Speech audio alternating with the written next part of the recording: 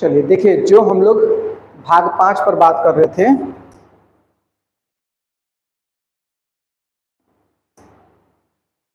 भाग 5, ठीक है। यहां पर पूरी तरह से जो आपने देखा था वो क्या था, केंद्रीय व्यवस्था थी, ठीक है। इस केंद्रीय व्यवस्था का अर्थ हो गया कि भारत सरकार जिसे आप कहते हैं, ठीक है। तो यहाँ पर हम लोगों ने केंद्रीय विधायिका को देखा प्लस केंद्रीय कार्यपालिका को देखा था, ठीक है। और इसके अलावा जो न्यायपालिका होता है, तो संघीय व्यवस्था के तहत किसका प्रावधान किया गया है, उच्चतम न्यायालय या सुप्रीम कोर्ट का प्रावधान किया गया है। यहाँ पर हम लोगों ने उसको भी देख लिया था, ठीक है। हम लोगों का ये भाग 5 जो है वो पूरी तरह से समाप्त हो गया। आज हम लोग को क्या देखना था, आज हम लोग को देखना था भाग 6, ठीक है। अगर हम लोग भाग 6 की बात करेंगे तो ध्यान रखिएगा, भाग 6 में क्या है, यहां पर प्रांतीय व्यवस्था है, या हम कहें प्रांतीय सरकार का प्रावधान है। और ये जो भाग 6 है, क्योंकि हम लोगों ने बात किया था वहां पर कि आर्टिकल 52 से लेकर 151 तक, अनुच्छेद 52 से लेकर के 151 तक का जो प्रावधान था वो कहाँ था, वो संघीय व्यवस्था के तहत था। अब वहीं के मतलब 151 तक तो वहां पे था ही, अब उसी के आगे से जो प्रावधान है वो क्या हो जाएगा, प्रांतीय व्यवस्था में चलेगा। तो वहां पर 52 से 151 था, यहाँ पर क्या हो जाएगा, 152 से लेकर के 237 तक है। तो आर्टिकल 152 से लेकर 237 तक का जो प्रावधान है वो क्या है, प्रांतीय सरकार के अंतर्गत हम लोग देखेंगे, ठीक है। आइए थोड़ा सा जो पीछे आपने पढ़ा था उसी से हम लोग समझते चलते। जैसे जब आपने केंद्रीय सरकार की बात किया था तो आपने क्या देखा था, केंद्रीय सरकार के तहत 3 अंग यहां पर आप देख रहे थे, जहां पर एक आपने देखा विधायिका था, दूसरा आपने देखा कार्यपालिका था, और तीसरा आपने देखा क्या था, न्यायपालिका था, ठीक है। इसी तरह से अगर हम लोग प्रांतीय की बात करें,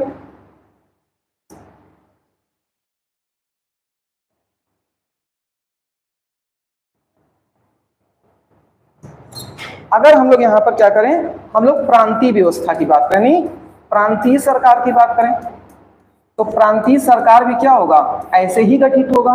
तो यहां पर भी आप देखेंगे कि क्या हो जाएगा, एक विधायिका होगी जिसका काम होगा विधि निर्माण का, एक कार्यपालिका होगी जिसका काम होगा जो विधि निर्मित किया गया उसे लागू कराना, और एक इन दोनों के बीच जो संवैधानिक प्रावधान है वो व्यवस्था के तहत, या हम कहें कि एक इन दोनों के संवैधानिक प्रावधानों के नियंत्रण व नियमन के लिए क्या होगा, यहां पर न्यायपालिका हो जाएगा। देखिए यहां पर थोड़ा सा शब्दों को सीखिए। जब हम विधायिका की बात कर रहे थे तो यहां पर क्या था, आपने देखा था यहां पर जो विधायिका निर्मित करने का स्थल था उसे हम लोग क्या कह रहे थे, संसद। इस तरह से कह सकते हैं कि यहां पर जो हम लोग विधि निर्माण का स्थल देख रहे थे वो क्या था, संसद था। यहां पर क्या होता है, यहां पर उसी को कहते हैं विधान मंडल कहते हैं। क्या कहेंगे, विधान मंडल कहेंगे। यहां पर आपने जो कार्यपालिका के तहत देखा था तो हम लोगों ने किसे देखा था, हम लोगों ने राष्ट्रपति को देखा, इसके अलावा फिर किसे देखा था, प्रधानमंत्री को देखा था, ठीक है। और इसके साथ साथ इसके क्या हो जाएंगे, मंत्रिपरिषद हो जाएंगे। जब हम लोग यहां पर बात करेंगे तो कार्यपालिका में आपको क्या दिखाई देंगे, राज्यपाल की चर्चा कर लेंगे हम लोग, और इसके अलावा क्या होगा, मुख्यमंत्री और उनके मंत्रिपरिषद की बात कर लेंगे। और जब आपने यहां पर न्यायपालिका को देखा था तो आपने किसकी चर्चा किया था, सुप्रीम कोर्ट की चर्चा किया था। और जब यहां पर हम लोग बात करेंगे तो किसकी हो जाएगी, हाई कोर्ट की चर्चा कर लेंगे, ठीक है। इसका मतलब व्यवस्थाएं सारी वैसी हैं। अब यहाँ पर क्या हो रहा है, सिर्फ अंतर ये आ रहा है कि ये जो सरकार हम लोग देखने चल रहे हैं, अब ये प्रत्येक प्रांत की अपनी एक अलग सरकार होगी, ठीक है। और प्रत्येक सरकार में भी विधायिका, कार्यपालिका और न्यायपालिका के जो नियमित प्रावधान चलते थे वैसे ही चलते रहेंगे, ठीक है। तो आइए आगे बढ़ते हैं और अब हम लोग देखते हैं राज्य सरकार, ठीक है। और राज्य सरकार में चूंकि आपने सीख लिया है कि विधायिका भी है, कार्यपालिका भी है और न्यायपालिका भी है। तो हम लोग बात की शुरुआत कहाँ करेंगे? विधायिका से करेंगे। ठीक है, तो राज्य सरकार, इसको हम लोग हटा करके यहां पे कर लेते हैं, और राज्य की विधायिका, या इसी को आप कह सकते हैं प्रांतीय विधायिका। ठीक, विधि निर्माण का कार्य कहाँ होगा? तो जिस तरह से आपने देखा केंद्रीय व्यवस्था में जो विधि निर्माण का कार्य होता है वो संसद में होता है, पार्लियामेंट में होता है। उसी तरह यहां पर कहां होगा? तो यहां पर यह विधि निर्माण का काम होगा विधान मंडल में, लेजिस्लेचर में होगा। ठीक है, और आपने देखा था जब हम लोग संसद की बात कर रहे थे तो संसद में 3 अंग पाए जा रहे थे। एक कौन था? एक राष्ट्रपति था, दूसरा 2 सदन के रूप में राज्यसभा था और लोकसभा था। उसी तरह से यहां पर अब हम जब विधानमंडल की बात करेंगे तो इसके एक अंग के रूप में कौन हो जाएंगे? राज्यपाल हो जाएंगे। इसके अलावा यहां पे और क्या होंगे? विधान परिषद हो जाएंगे। बिल्कुल वैसे ही व्यवस्था चलेगी, उसी क्रम में याद रखिएगा। जिस तरीके से प्रावधान आपने संघीय व्यवस्था में राज्यसभा के लिए देखा था, वही प्रावधान क्या होता है? राज्य में विधान परिषद का होता है। और यहां पर फिर तीसरा क्या हो जाएगा? विधान सभा हो जाएगा। ठीक है, जैसे वहां पर आपने लोकसभा देखा था वैसे यहां पर क्या हो गया? विधानसभा हो गया। वहां पर आपने देखा था कि जब हम लोग संसद की बात कर रहे थे तो आर्टिकल 79 था, राज्यसभा की बात किए तो आर्टिकल 80 हो गया था, और जब हम लोग लोकसभा की बात कर रहे थे तो आर्टिकल कितना हो गया था? 81 हो गया था। यानी संसद, राज्यसभा, लोकसभा। उसी तरह से जब यहां पर देखेंगे तो जब आप विधान मंडल की बात करेंगे तो ये क्या है? 168 के तहत हो जाएगा। उसके बाद जब आप विधान परिषद की बात करेंगे तो क्या हो जाएगा? 169 के तहत हो जाएगा। और जब आप विधानसभा की बात करेंगे तो ये 170 हो जाएगा। ये इसलिए बताया क्योंकि आपको इससे याद करने में क्या होता है? सुविधा होता है, बहुत आपको रटना नहीं पड़ेगा क्योंकि वहां का प्रावधान आपने देखा ही है। ठीक है, अब हम लोग सबसे पहले ये देखेंगे कि आर्टिकल 168 में क्या कहा जा रहा है। ठीक है, और फिर उसके बाद जैसे वहां पर आपने क्या? संसद को पढ़ा, फिर आपने राज्यसभा को पढ़ा, फिर लोकसभा को पढ़ा, फिर राष्ट्रपति को पढ़ लिया, फिर प्रधानमंत्री को पढ़ लिया, और फिर उनके मंत्रिपरिषद को पढ़ लिया। प्रांतीय स्तर पे वही काम लोग क्या करेंगे? विधानमंडल पहले देख लेते हैं, फिर विधान परिषद देख लेंगे, फिर विधानसभा देख लेंगे, उसके बाद राज्यपाल को देख लेंगे, मुख्यमंत्री को देख लेंगे, उनका मंत्रिपरिषद देख लेंगे, और इस तरह से आपकी प्रांतीय व्यवस्थाएं भी समाप्त हो जाएंगी। ठीक है, तो आइए स्टार्ट करते हैं विधानमंडल। आर्टिकल 168 क्या है? विधान मंडल। देखिए इसमें क्या कहा जा रहा है? इसमें कहा जा रहा है कि प्रत्येक प्रांतीय सरकार में विधि निर्माण के लिए एक विधानमंडल होगा जो राज्यपाल व कुछ राज्यों में 2 सदन जबकि अन्य में एक सदन से मिलकर बनेगा। जिन राज्यों में 2 सदन होंगे उसमें उच्च सदन के रूप में विधान परिषद किस रूप में? उच्च सदन के रूप में, जबकि निम्न सदन के रूप में विधान सभा। कैसा? निम्न सदन।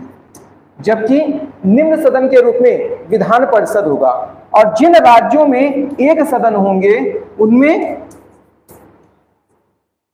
विधान सभा का प्रावधान होगा। सब कुछ स्पष्ट कर दिया गया।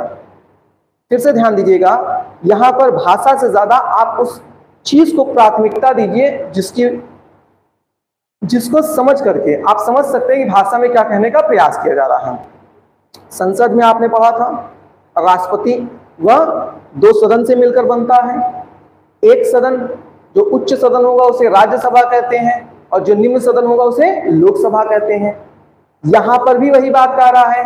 क्या कह रहा है? यहां पर कह रहा है कि प्रत्येक राज्य की जो विधायिका होगी वो विधानमंडल कहलाएगी और विधानमंडल राज्यपाल। लेकिन बात कहां बदल गई ना, बात यहां पर आके बदल गई कि प्रांतीय स्तर पर प्रत्येक राज्य में दो सदन नहीं होते हैं। कुछ जगहों पर दो सदन का प्रावधान होगा, जबकि कुछ प्रांतों में दो सदन का प्रावधान होगा, जबकि कुछ प्रांतों में एक सदन का ही प्रावधान होगा। इसीलिए कहा जा रहा है कि जिन राज्यों में दो सदन होंगे उनमें उच्च सदन के रूप में विधान परिषद और निम्न सदन के रूप में विधानसभा जाना जाएगा, जबकि जिन प्रांतों में केवल एक सदन होगा उसमें विधानसभा के रूप में वह सदन जाना जाएगा। इसका मतलब क्या हुआ कि जो विधान परिषद है वो प्रत्येक प्रांतों के लिए अनिवार्य सदन नहीं है। वर्तमान में केवल 6 ऐसे प्रांत हैं जहां विधान परिषद पाया जा रहा है, बाकी ज्यादातर प्रांतों में क्या है, केवल विधानसभा पाया जाता है, यानी एक सदन की व्यवस्था है। ठीक है, तो यही बात फिर से देख लीजिए क्या कह रहा है, जो मैंने बताया यहां पर आपको यही बात कह रहा है कि जो विधानमंडल होगा उसका जिक्र आर्टिकल 168 के तहत किया गया है, क्योंकि कहा गया है कि प्रांतों में विधि निर्माण के लिए विधानमंडल होगा जो राज्यपाल व कुछ राज्यों में दो सदन जबकि अन्य राज्यों में एक सदन से मिलकर बनेगा। जिन राज्यों में दो सदन होंगे वहां उच्च सदन के रूप में विधान परिषद जबकि निम्न सदन के रूप में विधानसभा जाना जाएगा, और जिन राज्यों में केवल एक सदन होंगे वो विधानसभा के नाम से जाने जाएंगे। स्पष्ट है? आर्टिकल 168 इतनी बात कहता है। ठीक है, अब हम लोग किसकी बात करते हैं? अब हम लोग बात करेंगे आर्टिकल 169 की। अगर हम लोग 169 की बात करें तो अब ये क्या है? ये है विधान परिषद। ठीक है, लेजिस्लेटिव काउंसिल बोलते हैं इसको। ठीक है, लेजिस्लेटिव काउंसिल। ओके, अब यहां देखिए जब हम लोग विधान परिषद की बात कर रहे हैं तो सबसे पहले तो समझने वाली बात ये हो गई कि विधान परिषद जो है अगर हम लोग देखें तो ये क्या है? एक तो आप कहेंगे कि ये उच्च सदन है। उच्च सदन है। उच्च सदन का मतलब जैसे आपने राज्यसभा को देखा था। ठीक है, और वहां पर तुलना के रूप में बता चुके पढ़ चुके व्यवस्था, तो तुलनात्मक रूप से यहां समझना आसान हो जाता है। और आपने देखा था कि राज्यसभा जो होता है वो कभी भी भंग नहीं होता।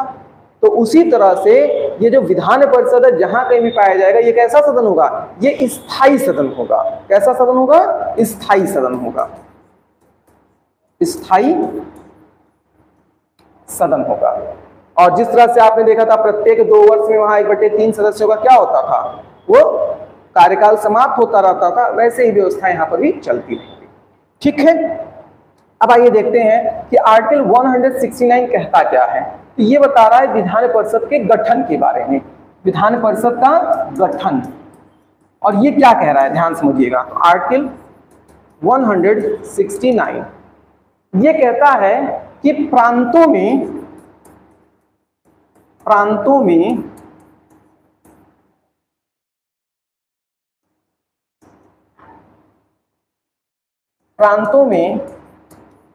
संसद विधि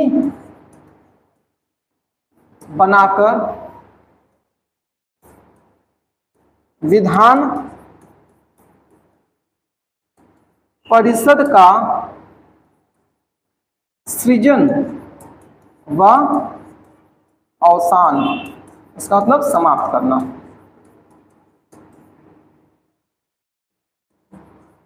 कर सकता है।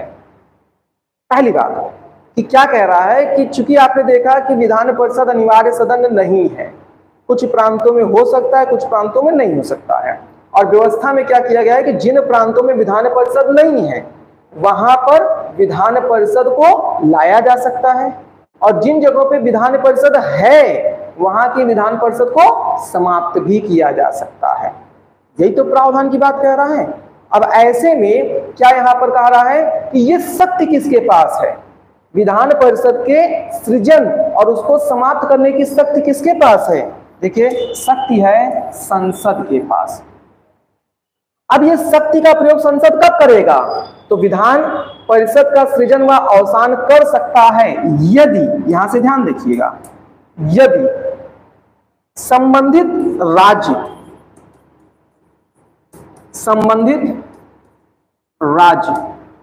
यानी प्रांत अपनी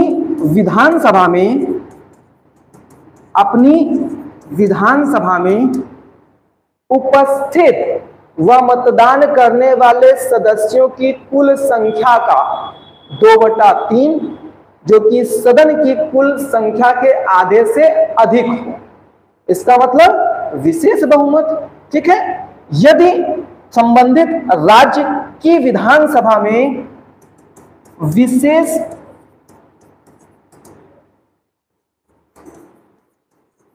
बहुमत से पास कर दिया जाए, विशेष बहुमत से पास कर दिया जाए। अब विशेष बहुमत से पास कर दिया जाएगा तो संसद विधि निर्माण कर सकता है। अब संसद क्या करेगा? तब संसद जो है, संसद दोनों सदनों में, अब दोनों सदन मतलब क्या है? संसद के दो सदन कौन कौन से होते हैं? संसद के दो सदन लोकसभा और राज्यसभा होंगे कि नहीं होगा? तो दोनों सदनों में साधारण बहुमत से पास कर दे।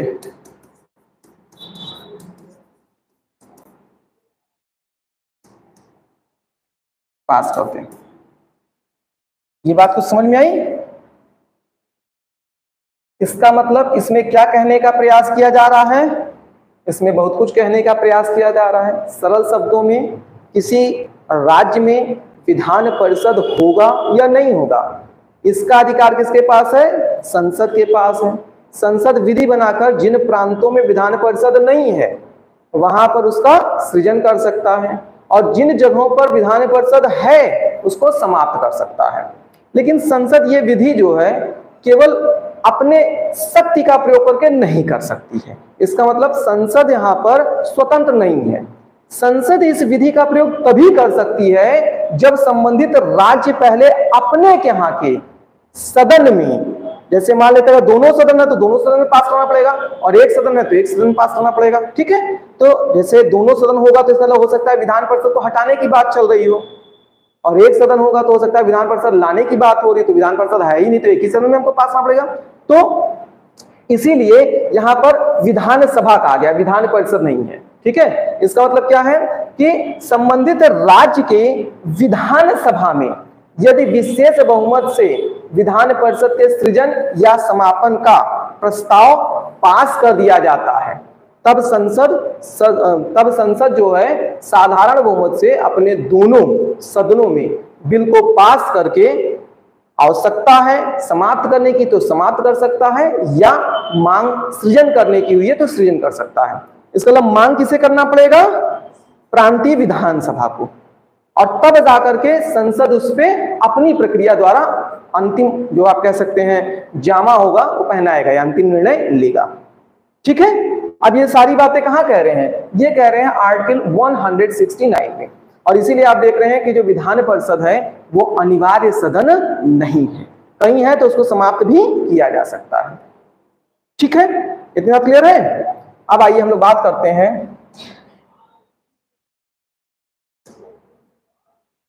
आर्टिकल 171। देखिए आर्टिकल 100, अच्छा एक चीज और, आर्टिकल 171 पर आए इससे पहले देख लीजिए तो वर्तमान में क्या है। वर्तमान में अगर आप देखेंगे तो वर्तमान में 6 राज्य ऐसे हैं जहां पर क्या है, विधान परिषद है, विधान परिषद। ठीक है, ये 6 प्रांत कौन कौन से हैं? तो एक तो आपका हो जाएगा यूपी, इसके बाद आप देख लीजिए महाराष्ट्र, इसके बाद आप देख लीजिए बिहार और कर्नाटक देख लीजिए, ठीक है। इसके अलावा आप देख लीजिए आंध्र प्रदेश, और इसके अलावा आप देख लीजिए तेलंगाना,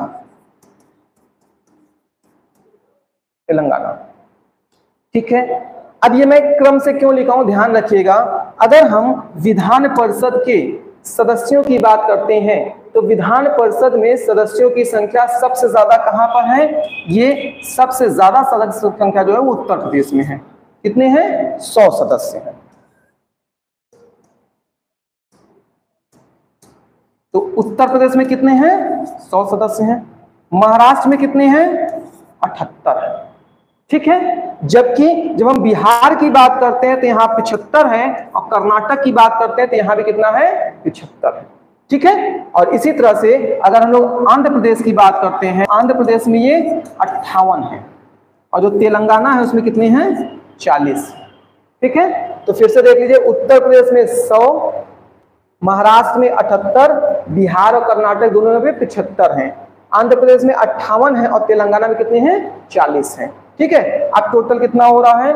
8 16 और 10 26, 4 9 और 2 11, 11 और 14 25, 25 और 7 32, और 426, ठीक है। उत्तर प्रदेश में कितने हैं? 100, महाराष्ट्र में कितने हैं? 78, कर्नाटक में कितने हैं? 75, बिहार में कितने हैं?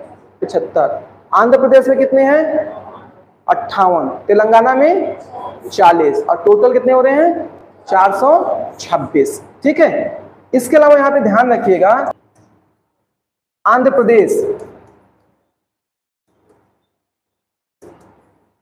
प्रदेश में क्या था? पहले विधान परिषद को समाप्त किया गया, और उसके बाद फिर क्या कर दिया गया? सृजन कर दिया गया। इसलिए वर्तमान में अभी आप देख रहे तो आंध्र प्रदेश में 58 सीटों के साथ है, ठीक है। इसके अलावा अगर हम बात करें, जैसे पश्चिम बंगाल हो गया,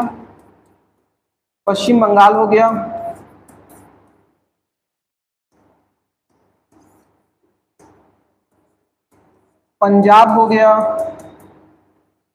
तमिलनाडु हो गया, ये कुछ ऐसे क्षेत्र है जहां पर क्या किया गया है? जहां पर विधान परिषद था लेकिन उसे समाप्त कर दिया गया है, ठीक है। और वर्तमान में असम, उड़ीसा जैसे कुछ प्रांत हैं जहां पर विधान परिषद की मांग की गई है, यानी वहां पर क्या है? वो प्रांतों से मांग की गई है, वहां से पास हो गया है, संसद की प्रक्रिया भी लंबित पड़ी हुई है, ठीक है। अब आइए देखते हैं कि जो विधान परिषद में आप सदस्यों की संख्या देख रहे हैं, ठीक है, इसे हम लोग संरचना के रूप में देख लें। आर्टिकल 171, ये क्या है? विधान परिषद की संरचना। तो अगर हम लोग विधान परिषद की संरचना की बात करें तो सवाल ये उठता है कि भाई किसी प्रांत में विधानसभा के सदस्यों की संख्या कितनी होगी? ये हमने कैसे निर्धारित कर लिया कि उत्तर प्रदेश में 100 है, महाराष्ट्र में 78 है, इसी तरह बिहार और कर्नाटक जैसी जगहों पर क्या है? 75 है, आंध्र प्रदेश में 58 और तेलंगाना में 40 है। कोई तो आधार होना चाहिए। तो यहाँ पर आधार क्या है? जनसंख्या नहीं है, यहाँ पर आधार है विधान सभा के सदस्यों की संख्या, ठीक है। किसी प्रांत में विधानसभा के जो सदस्य होते हैं उनका 1/3 क्या हो सकते हैं? वहां की विधान परिषद। आप प्रत्यक्ष रूप से जनसंख्या ही कह सकते हैं क्योंकि विधानसभा की संख्या जनसंख्या पर निर्भर करेगी, लेकिन यहाँ पर चूंकि ये क्या करते हैं? ये पूरे प्रांत का प्रतिनिधित्व करते हैं, इसलिए जो विधानसभा के सदस्य हैं उनको आधार बनाया गया है, ठीक है। लेकिन एक बात और भी कहा गया है कि 1/3 विधानसभा के सदस्यों की तो संख्या होगी, लेकिन न्यूनतम संख्या जो है वो 40 से कम नहीं हो सकती है, 40 से कम नहीं हो सकती है। ठीक है, तो इस प्रकार अगर आपसे कोई पूछे कि विधान परिषद में अधिकतम सदस्यों की संख्या कितनी हो सकती है, तो अधिकतम उस राज्य की जो विधानसभा है उसका 1/3। ठीक है, और जबकि कोई पूछे न्यूनतम कितनी हो सकती है तो आप बताएंगे 40, 40 से कम नहीं हो सकता है। तो ये हो गया न्यूनतम और ये हो गया अधिकतम। ठीक है, इतना सुन गई। अब हम लोग आगे की बात करते हैं। ये जो विधान परिषद है, विधान परिषद, विधान परिषद के जो सदस्य होते हैं, इन सदस्यों के निर्वाचन का क्या प्रावधान है, ये सदस्य कहां से कैसे चुन करके आते हैं। ठीक है, तो ध्यान रखिएगा, इनके निर्वाचन में कई खंड में इनका चुनाव होता है। 1/3, 1/3, 1/6, 1/12, 1/12 हो जाएगा। देखिए यहाँ पर 1/3 सदस्य जो आते हैं ये कहां से चुन के आते हैं, तो ये स्थानीय निकाय, स्थानीय निकाय।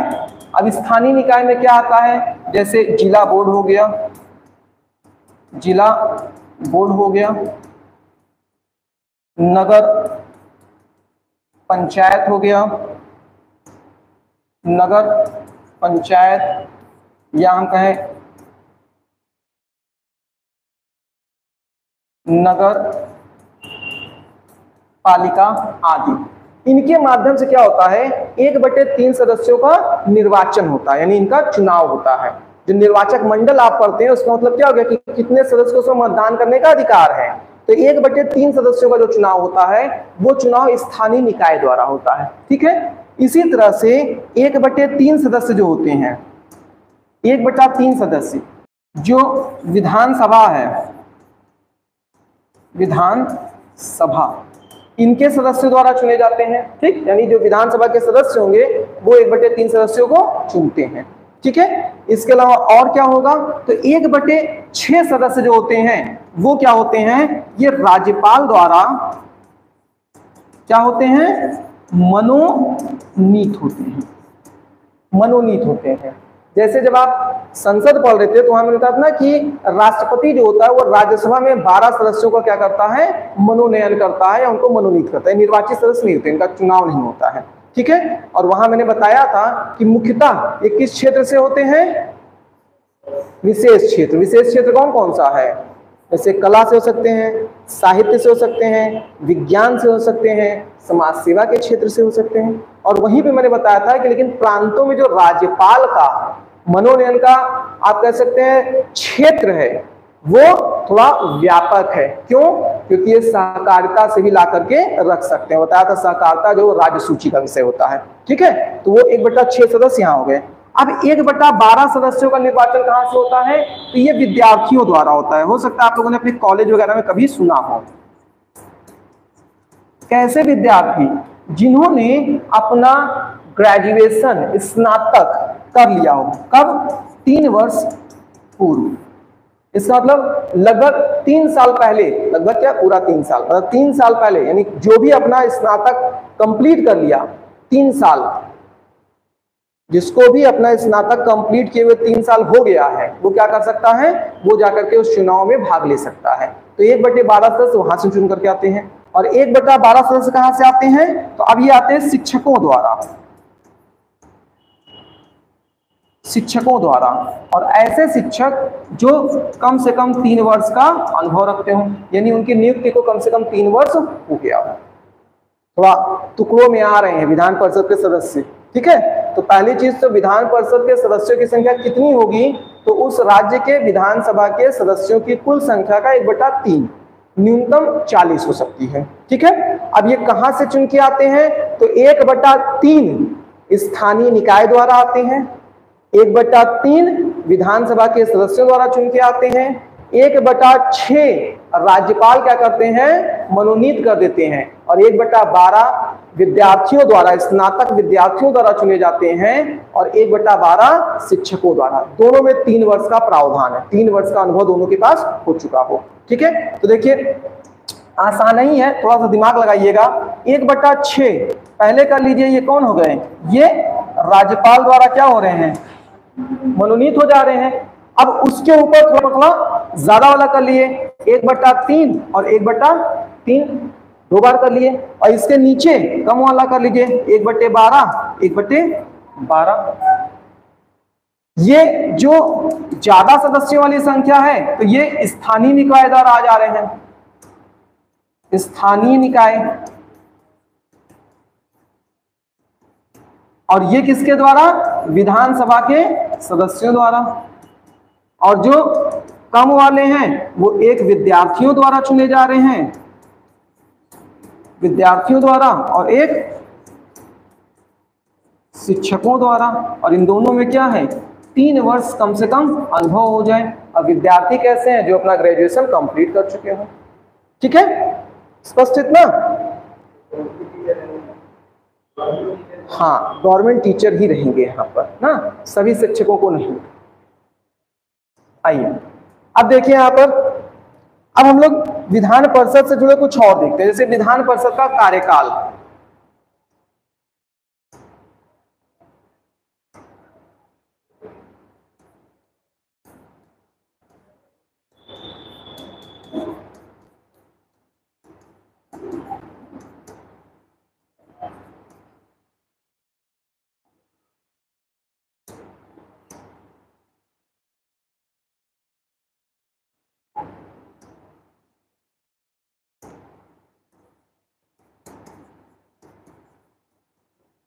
देखिए, अगर हम विधान परिषद के कार्यकाल की बात करें तो अभी हम लोगों ने इस पर चर्चा किया था, विधान परिषद कैसा सदन है, ये स्थायी सदन है, स्थायी सदन है, इसलिए इसका कोई कार्यकाल तो होगा नहीं है।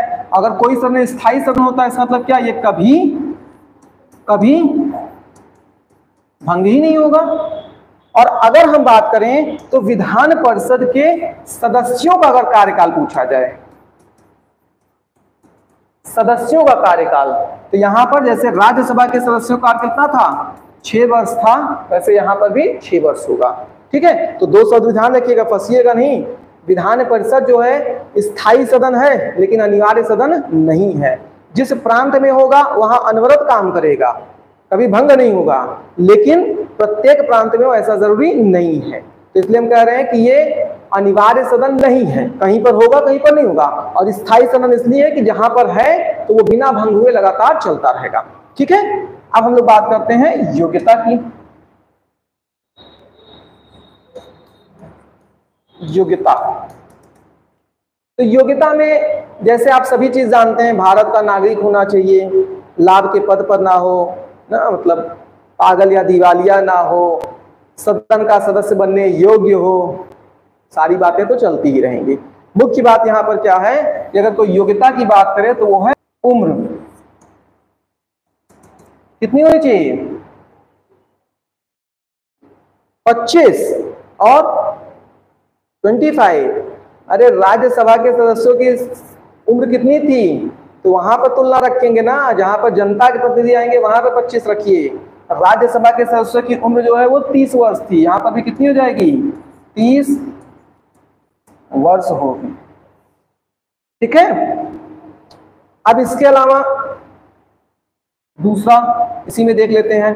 अगर कोई पूछे कि जो विधान परिषद के सदस्य हैं, विधान परिषद के सदस्य, इनका कार्य क्या होता है, विधान परिषद के सदस्यों का कार्य या विधान परिषद का कार्य, तो चूंकि ये क्या है, ये विधायिका के अंग के रूप में है ना, विधानमंडल के अंग है यानी विधायिका के अंग के रूप में है, तो ये क्या करेंगे, ये विधि निर्माण में,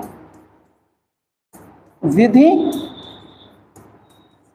निर्माण में अपना सकारात्मक योगदान दें, सकारात्मक योगदान।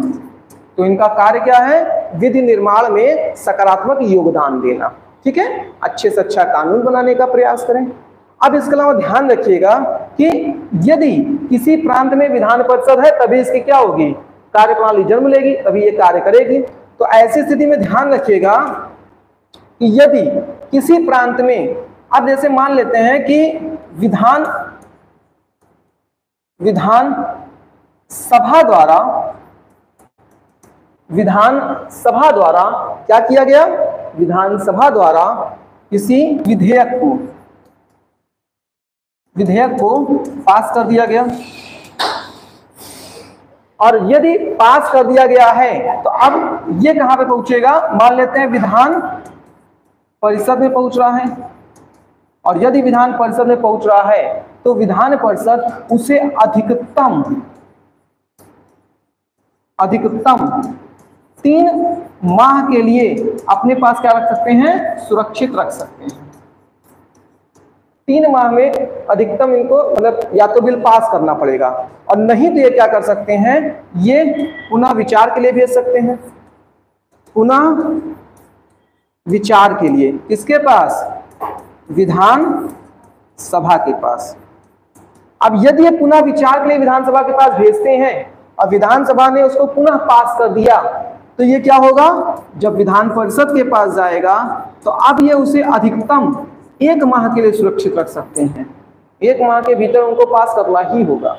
इस तरह से किसी प्रांत में विधान परिषद के पास विधानसभा से किसी बिल के पास हो जाने के बाद अधिकतम 4 माह तक उसे सुरक्षित रखने का अधिकार होता है। ठीक, वो भी 2 टुकड़ों में है। 3 माह पहली बार में अधिकतम, फिर से पुनर्विचार के लिए भेज सकते हैं, और दोबारा 1 माह के लिए। ठीक है, तो इसका आप कह सकते हैं कि प्रांतों में जो विधान परिषद की शक्तियां हैं वो थोड़ी सीमित हैं राज्यसभा की अपेक्षा। ठीक है, इसके अलावा जैसे आपने देखा था जो धन विधेयक होता था, धन विधेयक, तो ये हमेशा पहले जैसे आपने संसद में देखा था वैसे काम यहाँ पर भी होगा। जैसे संसद में हमेशा क्या था, लोकसभा में प्रस्तुत होता था पहले, उसी तरह से यहाँ पर क्या होगा, धन विधेयक हमेशा पहले विधान सभा में प्रस्तुत होगा। ठीक है, और जब विधानसभा में क्या होता है, पास हो जाता है, तो अधिकतम 14 दिनों के लिए क्या होता है, अब इसको विधान परिषद अपने पास सुरक्षित रख सकता है, अन्यथा यह स्वतः पास हो जाता है। ठीक है, इसके अलावा जब आप सदन की बात करते हैं, सदन, तो यहां पर क्या देखेंगे, जिस तरह से आपने देखा कि जब हम लोग राज्यसभा की बात करते थे तो सदन का संचालन करने के लिए कोई व्यक्ति होता था कि नहीं होता था, उसी तरह यहां पर विधान परिषद के संचालन के लिए भी कोई सदस्य होगा कि नहीं होगा। तो विधान परिषद के संचालन के लिए यहां पर जो पद होगा उसे भी क्या कहते हैं, उसे सभापति ही कहते हैं। क्या कहते हैं, सभापति। ठीक है, जिस तरह से वहां पर आपने सभापति देखा था उसी तरह यहां पर भी सभापति ही कहते हैं। वहां पर जो सभापति होते थे वो हमेशा उपराष्ट्रपति बनते थे। यहां पर कौन बनेगा, तो ध्यान रखिएगा, यहां पर जो सभापति बनेगा वो सदन के सदस्यों में से ही चुने जाते हैं, ठीक है, सदन के सदस्यों में से ही चुने जाते हैं। इस चीज का ध्यान रखिएगा। इसका मतलब क्या हुआ, इसका मतलब कि जैसे आपने पीछे देखा था कि राज्यसभा में जो सभापति होगा उसका चुनाव नहीं होता, उपराष्ट्रपति पदेन पदाधिकारी होता है उसका। यहाँ पर क्या है, यहाँ पर ऐसा कुछ नहीं है, सदन के सदस्यों में से ही उनका चुनाव कर लिया जाता है। ठीक है, इतनी बात सुन रही। तो देखिए ये पूरी चीजें जो थी वो थी विधान परिषद से संबंधित।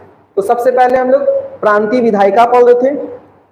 प्रांतीय विधायिका में पहला क्या आपने देखा, विधान मंडल देखा। किस आर्टिकल के तहत, 168। और इसमें क्या बताया गया, विधान मंडल जो होगा वो राज्यपाल और कुछ प्रांतों में 2 सदन और कुछ प्रांतों में 1 सदन से मिलकर बनेगा। जहां 2 सदन है वहां पर विधानसभा और विधान परिषद दोनों होगा, और जहां पर 1 सदन है वहां पर केवल विधान सभा होगा। ये नाम वहां पर बता दिया गया। फिर आपने देखा कि हम लोगों ने देख लिया आर्टिकल 171 विधान परिषद की संरचना, ठीक है। और इस संरचना में देखा कि विधान परिषद के जो कुल सदस्यों की संख्या होती है वो उस राज्य के विधानसभा के जो कुल सदस्य हैं उनके 1/3 से अधिक नहीं हो सकते। यानी अधिकतम सदस्यों की संख्या कितनी हो सकती है?